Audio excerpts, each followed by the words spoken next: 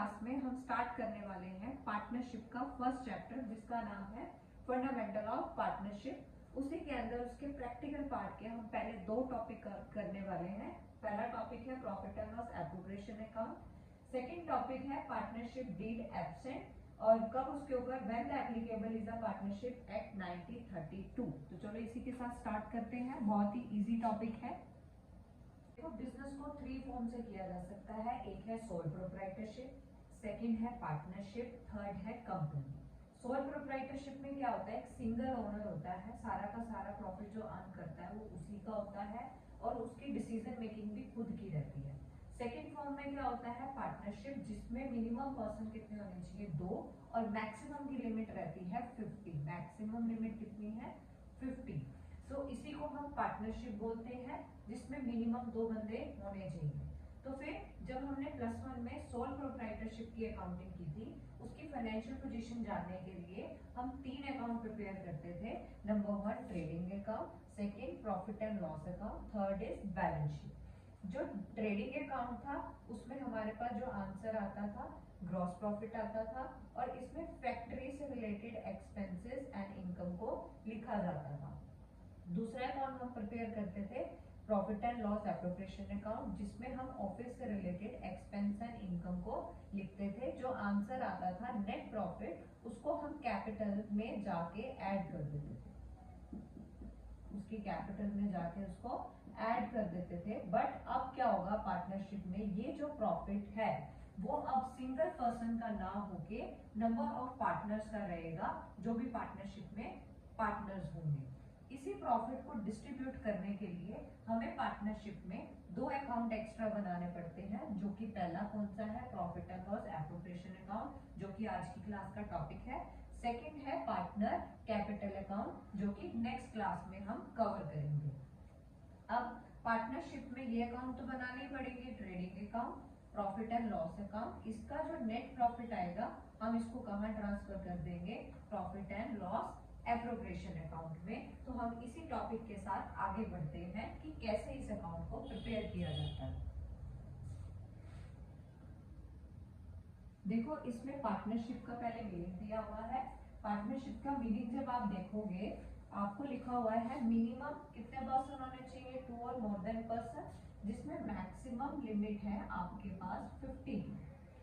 फिर आता है share their profit into the deciding ratio. इनकी जो भी डिसाइडिंग रेशियो रहती है उसमें उस प्रॉफिट को ये डिस्ट्रीब्यूट करते हैं। फिर आता है need to be prepare the 2 extra account, profit and loss appropriation account, next is the partner capital account. तो हम पहला टॉपिक शुरू करते हैं, प्रॉफिट एंड लॉस एप्रोप्रिएशन। तो देखो, इस अकाउंट का जो नेचर रहता है, nature of this account is nominal. और नॉमिनल के ऊपर रूल क्या लगता है, डेबिट किसको करते हैं, debit all the expenses and losses, और क्रेडिट किसको करते हैं हम, all the incomes and gains. इसी रूल के साथ इस अकाउंट को प्रिपेयर किया जाता है। अब सबसे पहले इस अकाउंट में हमने जो P&L बनाया है, प्रॉफिट एंड लॉस अकाउंट बनाया है, उसमें जो नेट प्रॉफिट हमने निकाला है उसको इस अकाउंट में ट्रांसफर कर देंगे। क्योंकि प्रॉफिट है, हम इनकम एंड गेन को इस अकाउंट में ट्रांसफर कर देंगे। ट्रांसफर करने के बाद नेक्स्ट चीज जो है इसकी क्रेडिट साइड, जो कि क्या है, interest on drawings. Interest on drawings, इससे पहले जानो कि ड्रॉइंग्स क्या होती है। ड्रॉइंग्स मतलब अगर कोई पार्टनर अपने पर्सनल यूज के लिए अगर बिजनेस से पैसे विड्रॉ करता है, उस अमाउंट को हम ड्रॉइंग बोलते हैं। पार्टनर को फर्म को इंटरेस्ट देना पड़ता है, इसीलिए इसको क्या बोला जाता है, इंटरेस्ट ऑन ड्रॉइंग। और ये फर्म के लिए क्या होती है, इनकम होती है, इसीलिए हम इसको क्रेडिट साइड इसको नोट करते हैं। नेक्स्ट आ गया इंटरेस्ट ऑन ड्रॉइंग। इसकी नेचर हमने कर ली, nature of nominal account. Next, इसके डेबिट साइड किन चीजों को लिखा जाता है। देखो, ट्रेडिंग अकाउंट में हम फैक्ट्री से रिलेटेड एक्सपेंस लिखते हैं, P&L में हम ऑफिस से रिलेटेड एक्सपेंस लिखते हैं, और एप्रोप्रिएशन नेट प्रॉफिट को डिस्ट्रीब्यूट करने के लिए है। इसीलिए इस अकाउंट में वो चीजें लिखी जाती हैं जो पार्टनर को पे करता है फर्म। अब क्या क्या चीज पार्टनर को पे करनी पड़ती है फर्म को, उसमें से पहली चीज रहती है पार्टनर की सैलरी, सेकंड रहती है पार्टनर को कमीशन, थर्ड रहती है इंटरेस्ट ऑन कैपिटल। पार्टनर्स ने जितना भी पैसा एज अ कैपिटल बिजनेस में इन्वेस्ट किया है, फर्म को उसको इंटरेस्ट देना पड़ता है, इसीलिए इसके एक्सपेंस साइड इसको लिखा जाता है। नेक्स्ट आता है ट्रांसफर टू रिजर्व यानी कि जनरल रिजर्व। देखो हम प्रॉफिट में से कुछ पार्ट रिजर्व करके रखते हैं बिजनेस में, और उसी रिजर्व को, किसका रिजर्व वो है तो पार्टनर्स का ही, इसीलिए इसको इस अकाउंट में लिखा जाता है। ये सब लिखने के बाद हम इस अकाउंट की बैलेंसिंग करते हैं। अगर हमारा डेबिट साइड का बैलेंस बचता है तो वो क्या आएगा, प्रॉफिट, और इसको उनकी रेशो में डिस्ट्रीब्यूट कर दिया जाता है। नेक्स्ट, अगर इस साइड का बैलेंस बचता है बैलेंसिंग करने के बाद, तो दैट मीन्स वो लॉस है, फिर उसी लॉस को पार्टनर्स की रेशो में डिस्ट्रीब्यूट कर दिया जाता है। अब इसी के साथ हम इसके क्वेश्चन करके देखते हैं। इसमें देखो दो पार्टनर है X and Y, two partners, profit sharing ratio is 2:1, यानी कि इनकी रेशो दे रखी है प्रॉफिट को डिवाइड करने के लिए। On the 1st April their capital x की 2 लाख, वाई की 1,50,000। The profit and loss account of the firm 75,000, ये नेट प्रॉफिट दे रखा है जो कि पीएनएल से फाइंड आउट किया गया है। Prepare the profit and loss appropriation account. Interest on capital 6%, interest on drawing 500 and 400. Y is entitled to get the salary 2,000 per month. देखो ये हम 12 months के बनते हैं, तो अगर पर मंथ लिखा है तो हमें into 12 करना पड़ेगा। ठीक है, तो इसी के साथ सबसे पहले इस अकाउंट में हम क्या ट्रांसफर करेंगे, by net profit. Net profit हमारे पास क्वेश्चन में कितना था, 75,000। दूसरी इनकम क्या है इसमें, इंटरेस्ट ऑन ड्रॉइंग्स, जो कि क्वेश्चन में हमें दे रखी थी 500 एक्स की और वाई की, 500 एंड 400, ये कितना आ जाएगा, आउटर कॉलम में लिख दोगे 900। इस साइड मैंने आपको बोला था क्या आता है, पार्टनर की सैलरी, जो कि हमें ये दे रखी है वाई की सैलरी है, तो उसका नाम लिखेंगे वाई पार्टनर सैलरी 2000 इंटू 12, 24,000। उसके बाद हम लिखेंगे इंटरेस्ट ऑन कैपिटल, जो किसके ऊपर फाइंड आउट किया जाता है, ओपनिंग कैपिटल के ऊपर। ओपनिंग मतलब 1st April की, जो कि कितनी है, एक्स की 2 लाख, इसका 6%, जो कि क्वेश्चन में रेट गिवन है। नेक्स्ट है 1,50,000, उसका 6%, तो एक्स की इंटरेस्ट आ जाएगा 12,000, वाई का इंटरेस्ट आ जाएगा 9,000। इसी के साथ हम इस अकाउंट की बैलेंसिंग करेंगे, यहाँ से टोटल करेंगे 7,900, यहाँ से टोटल मैच करेंगे, यहाँ जो आंसर आएगा आपका प्रॉफिट आएगा। प्रॉफिट कितना आया, 30,900। इस अमाउंट में से यहाँ के टोटल को माइनस करके आपको प्रॉफिट आ जाएगा। फिर हम इसी को रेशो में, रेशो कितनी थी हमारे पास, 3090 को रेशो कितनी है, 2/3, एक्स का प्रॉफिट, वाई का 309, 1/3 को डिस्ट्रीब्यूट कर देंगे, जो इनका शेयर आ जाएगा, एक्स कैपिटल उसकी कैपिटल में जाके ऐड होगा, वाई कैपिटल जो कि उसकी कैपिटल में ऐड होगा। देखो इस क्वेश्चन का नीचे सोल्यूशन था, बट मैंने आपको इधर सॉल्व करके दिखाया ताकि थोड़ा इजी हो जाए। इसमें आपको देखो डिटेल का एक कॉलम बनाया हुआ है, आप इसको चाहे ना भी बनाना चाहे तो छोड़ सकते हैं, आप इसको टी फॉर्म में बनाएंगे जैसे कि आप बनाते रहे पहले। तो देखो अगर इसको देखा जाए तो हमें पीएनएल देखो नेट प्रॉफिट ट्रांसफर किया हुआ है, इंटरेस्ट ऑन ड्रॉइंग ट्रांसफर किया हुआ है, इंटरेस्ट ऑन कैपिटल, वाई की सैलरी, फिर इस प्रॉफिट को डिस्ट्रीब्यूट किया गया है इन द रेशियो ऑफ 2:1 के अंदर। तो ये इसका सोल्यूशन था। आप चाहे तो ये डिटेल का कॉलम यहाँ से हटा के इन अमाउंट को एज इट इज बाहर भी लिख सकते हैं कॉलम के। तो देखो इस अकाउंट को, बहुत इजी अकाउंट है, इससे जो नेक्स्ट क्वेश्चन जो आपके बुक में है 4 और 5 आप बहुत इजीली सॉल्व कर सकते हो। आप ट्राई करो, अगर आपको कोई डाउट है तो आप कमेंट बॉक्स में पूछ सकते हो। तो सेकेंड टॉपिक करते हैं।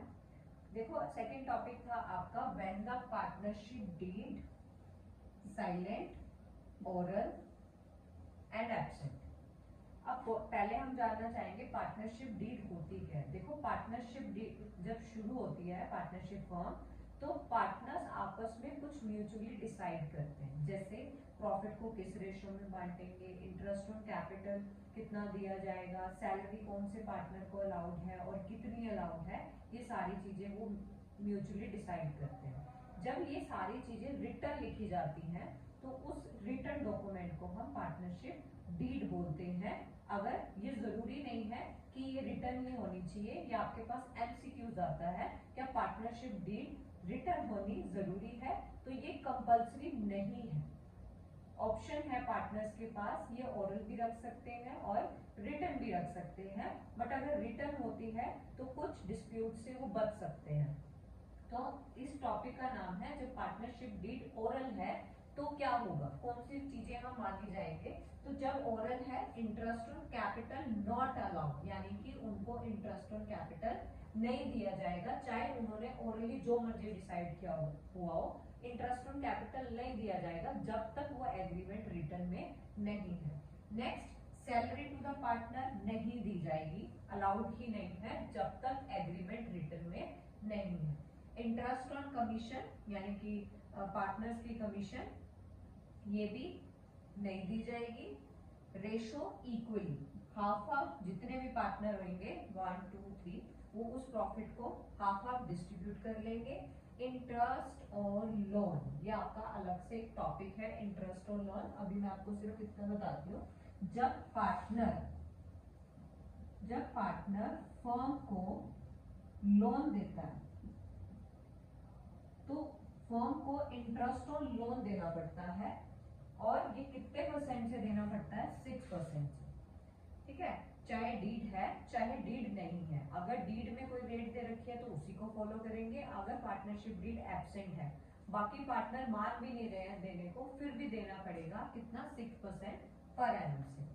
नेक्स्ट आता है इंटरेस्ट ऑन ड्रॉइंग, जैसे कि मैंने आपको बताया था कि पार्टनर ने अपने पर्सनल यूज के लिए पैसे विड्रॉ किए हैं पार्टनरशिप में से, तो फर्म को पार्टनर को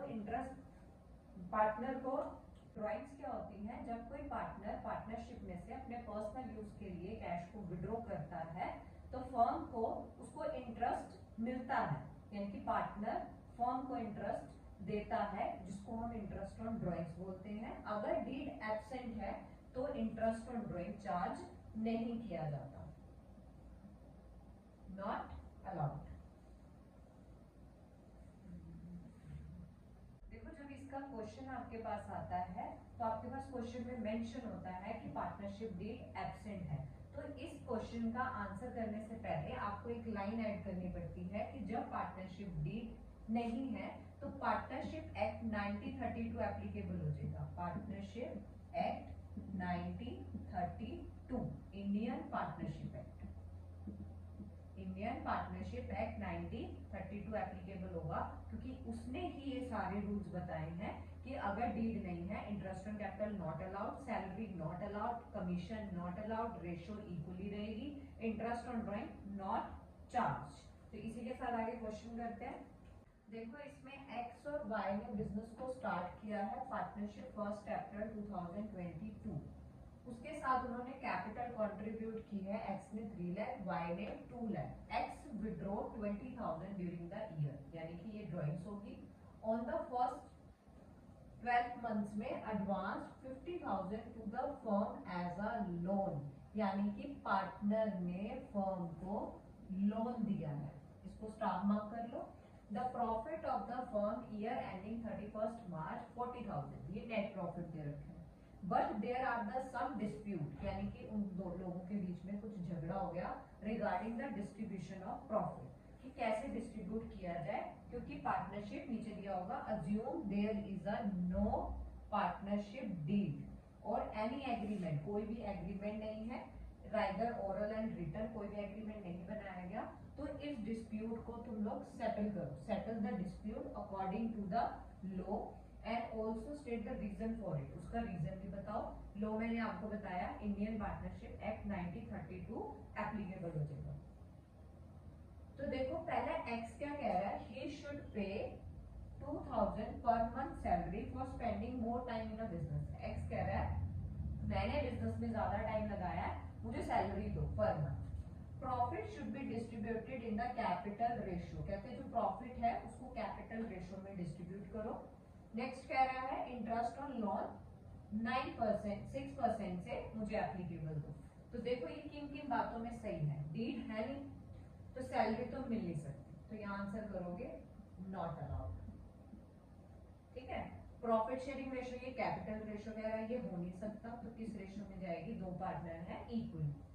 इंटरेस्ट ऑन लोन में ये सही कह रहा है, 6% इसको मिलना चाहिए, क्योंकि ये रूल था पार्टनरशिप एक्ट का कि जब पार्टनर कोई लोन देता है फर्म को तो उसको 6% पर एनम से इंटरेस्ट मिलता है। वाई क्या कह रहा है, कहता है profit should be share equally, यहाँ पे वो सही कह रहा है। Interest on loan to be provide 9%, नहीं ये वो गलत बोल रहा है, क्योंकि हमने कितना बोला है, रिस्ट्रिक्टेड कितना है 6% per annum. Interest on drawing to be charge 12%, कहता है इंटरेस्ट ऑन ड्राइंग चार्ज होना चाहिए 12% से, बट डीड बोलती है, डीड है नहीं, एक्ट बोलता है नहीं चार्ज कर सकते। तो इनकी बातों को ही हम आंसर करेंगे। ये तो हमें पता लग गया कि कौन सा अलाउ करना है कौन सा डिस अलाउ करना है। अब इस क्वेश्चन का आप आंसर कैसे करेंगे,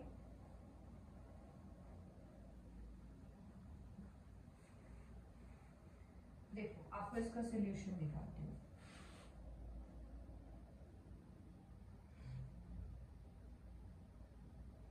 तो आप इसका सोल्यूशन कैसे लिखने वाले हो, पहला जो एक्स का क्लेम था regarding the profit and loss, जो रेशियो है वाई ने क्लेम किया था, Y is valid according to the Indian partnership act 1932, क्योंकि वाई ने बोला था इक्वली होना चाहिए था और वो बोल रहा था कैपिटल रेशियो में होना चाहिए, तो एक्स का क्लेम सही नहीं था, वाई का क्लेम वैलिड था यानी कि सही था according to the Indian partnership act 1932।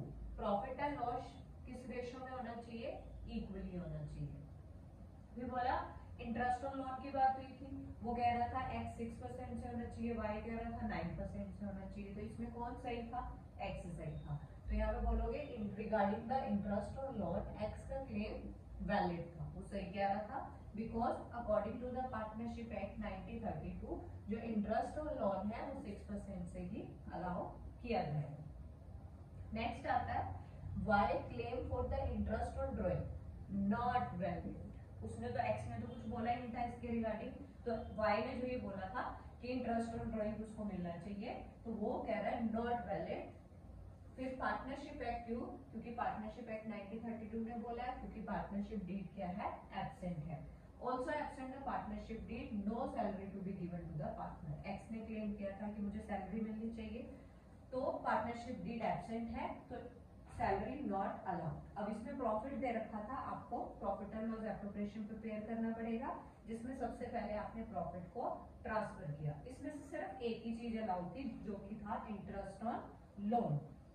Interest on loan देखो मैंने आपको एप्रोप्रिएशन समझाया, वहां पे मैंने इंटरेस्ट ऑन लोन लिखवाया ही नहीं था, सिर्फ चार चीजें बताई थी, partner salary, partner commission, transfer to general reserve और इंटरेस्ट ऑन कैपिटल। उसके अलावा डेबिट साइड और कुछ नहीं लेना।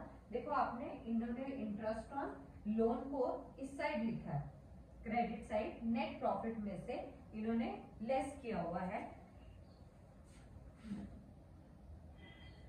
ठीक है। चार्ज कैसे किया है, उसने लोन दिया था 6% से 12, देखो उसने दिया था 1 दिसंबर को, दिसंबर टू 31 मार्च तक उसको इंटरेस्ट ऑन लोन मिलेगा। टाइम का भी ध्यान देना है क्योंकि ये रेट पर एनम से थी, तो 50,000 उसने लोन दिया था, 6% उसका 4/12, दिसंबर जनवरी फरवरी मार्च 4/12 से उसको इंटरेस्ट ऑन लोन दिया जाएगा। अब इसको प्रॉफिट एंड लॉस एप्रोप्रिएशन में नहीं लिखते, इसको आप पीएनएल में लिखते हो, क्योंकि ये चार्ज अगेंस्ट होता है, चाहे बिजनेस को प्रॉफिट हो चाहे ना हो, इंटरेस्ट ऑन लोन देना ही देना है। तो जब भी आपके पास इंटरेस्ट ऑन लोन हो तो एप्रोप्रिएशन की इस साइड यानी कि क्रेडिट साइड अपना प्रॉफिट लिख के उसमें से इस 1000 को क्या कर दोगे, माइनस कर दोगे, यानी कि आपके पास प्रॉफिट कितना था 40,000, उसमें से 1000 माइनस किया, इंटरेस्ट ऑन लोन दिया गया 39,000। इस 39,000 को प्रॉफिट आया जो कि इन्होंने इक्वली डिस्ट्रीब्यूट कर दिया। तो इसके साथ हमारा सेकंड टॉपिक कवर होता है। जब पार्टनरशिप डीड एब्सेंट होती है तो इंडियन पार्टनरशिप एक्ट 32 कैसे एप्लीकेबल होता है उसके क्वेश्चन हमने कवर किए हैं। इसकी नेक्स्ट क्लास में हम कवर करेंगे how to prepare the partner capital account and interest on loan. Thank you.